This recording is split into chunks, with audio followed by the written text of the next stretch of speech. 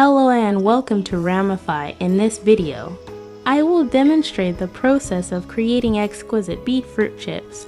This recipe is guaranteed to provide a delightful and nutritious snack.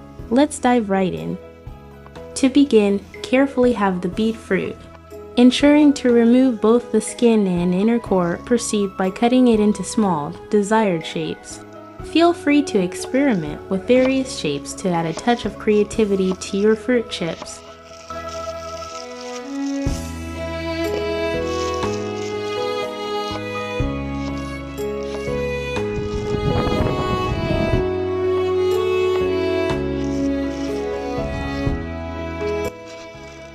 After shaping the beet fruit, it is important to cleanse it thoroughly with water to remove any residual glue-like liquid that may be present.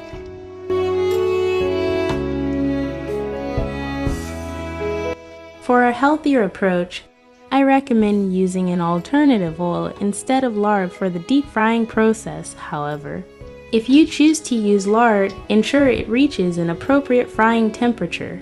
Once the lard is hot enough, carefully add the beet fruit pieces to the frying pan and allow them to fry until they turn golden brown and crispy.